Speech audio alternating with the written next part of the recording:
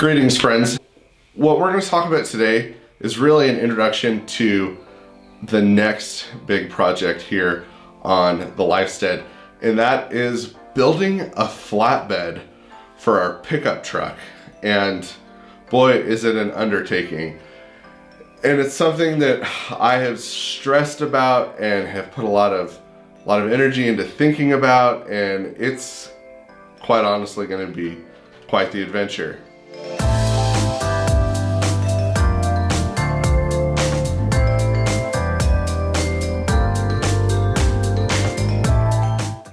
Okay, so I'm going to build a flatbed, and most of you are probably thinking, why? They sell them. Well, the biggest issue for me is really the money.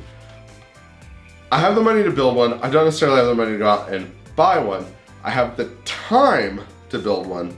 So it's taking the resources I have, the time and the money, and combining them to really get what I want. And getting what I want is kind of a big part of this. So leading up to this point, I researched ad nauseum truck beds, and I found one that was super affordable, super simple. That's what I'm shooting for. And they wanted $600 to add a $180 part to it. And it really pushed the affordable bed up to the place where it wasn't affordable. And you're probably thinking $600, really? Well, what you need to understand is I'd have to drive 2 states away to pick it up and have it installed. So there's the fuel and hotels and all that stuff. So it wasn't just the cost of the flatbed. There were some other things that went into it. And another big reason why I want to build a flatbed is because, quite honestly, I want the flatbed. We are going to be full-time RVing for a year, and if you really want to flesh out the reasons why I want it and why I think it's a good idea to have one, go ahead and pop over there and check out our video on the top 5 reasons why you should full-time RV with a flatbed, and it'll go into much more detail. But really, it's because we're going to be hitting the road full-time. I really wanted to run what's called a goose box on a 5th wheel. That's not possible. Our trailer's too old. Won't go into bore you with the details, but basically we need to run a 5th wheel plate on the back, but I do not want to have it bolted to the bed of my truck.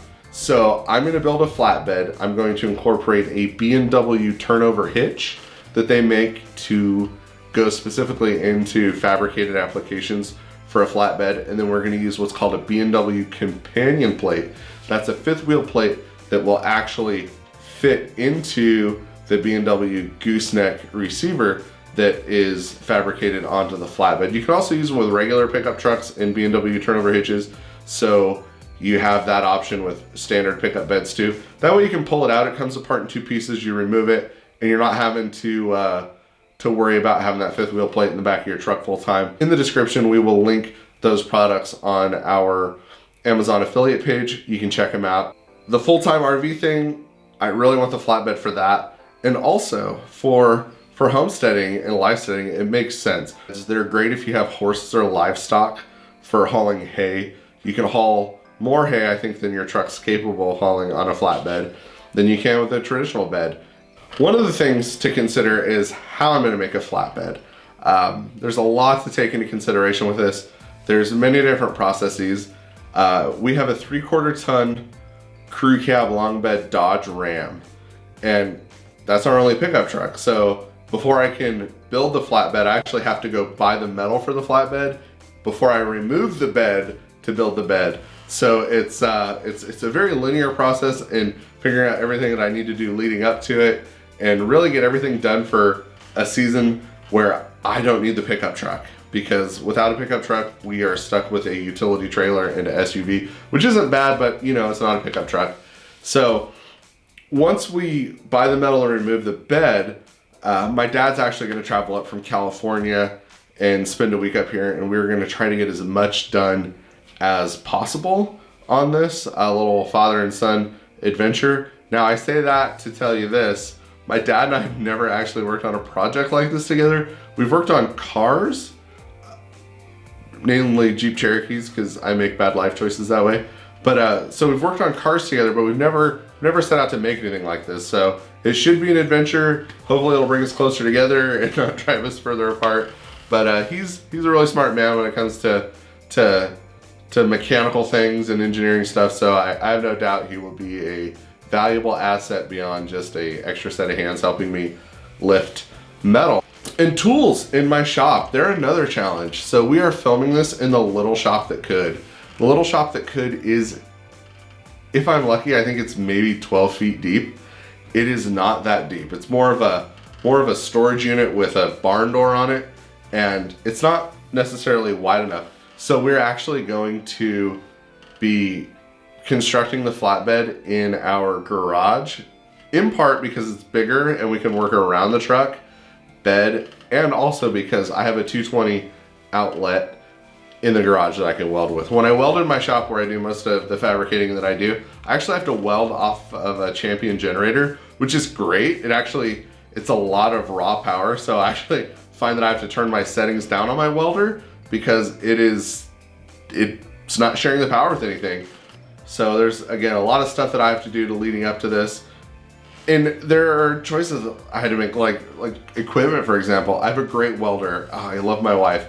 She had a buddy of mine help her pick out a welder for me for Christmas a few years ago. She bought me a really super awesome mid-range 230 volt Hobart welder. I'll put a link to it in the description. For everything I needed to do, it's done great.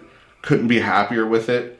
But I had a DeWalt chop saw, and that needed to go. It would not cut a square miter to save my life, and I want clean cuts on the bed. Can't afford a bandsaw. Don't need to buy one even if I could afford it because we're moving. So I bought an Evolution low RPM cold cutting metal saw. They're called cold saws. I'll link that in the description. It was a little spendy, but the buyback is on the blades, and it cuts like a dream. You just have to take your time. Can't run that blade home, but it is awesome. Might look at doing a tool review on it later on down the line. Night and day difference from the aluminum oxide cutoff wheels though. Yeah, they're 11 bucks, but what's the point if you can't cut straight on it? I say all of that to say this. I have turned to the interwebs and the YouTube, as it were, to really glean as much information on how to do this project. So in preparation for it, I have watched 2 videos and just tried to glean as much as I could. There's 2 channels out there you should check out. One of them's Chucky2009. He's a young guy, young relative to me. This kid has his act together. If I could go back in time, I'd want to be like Chucky. This kid just, you know, takes $20 and makes it 40. And he's a welder, has his own business. Kind of a real inspiration. And he built a flatbed, so I'm going to, quite frankly, rip off a lot of what he did because he did it well, he did it smart, and he did it simple. The other video that I watched, I will link in the description as well. That's Jay Moffitt. He's a smaller channel. He's a fabricator out of Florida. Does a lot of custom stuff with Dodge Rams, like 3-link suspension, I think that's what you call it, and flatbeds, and all this really awesome like off-road kind of hot rod trucky stuff, hot roddy truck stuff. Go check him out. It seems like a really cool down-to-earth guy. Maybe I'll get to meet him and Chucky when we're on the road. I don't know. But those 2 videos have served probably as the single greatest inspirations about doing this because they're great in showing how it's done. So my flatbed build videos won't necessarily be how to. They may end up being how not to, but more than anything, it's just going to be documenting the journey and sort of branch out and share with you another hobby of mine that's all my wife's fault. She bought me a welder, and you know, the problem with a welder is once you get one, you have to find things to make. So that's why I'm making the flatbed. I want one. I think it's going to be super useful, and I think it's going to be an asset to the family when we're on the road for RVing. I'm looking forward to it. It's going to be a great growing experience with my own fabrication skills, and I really look forward to you guys coming along and being a part of the journey. Stay tuned and look for the forthcoming videos on how Paul, not telling you how to do it, just how Paul's going to build his flatbed. So as always, I really appreciate you joining us. I appreciate you spending your time on our channel. Don't forget to like, comment, and subscribe and click the bell notification down below so you automatically and immediately know when we put some new stuff out there to entertain, inform, and enhance your lives. So thank you, and stay tuned.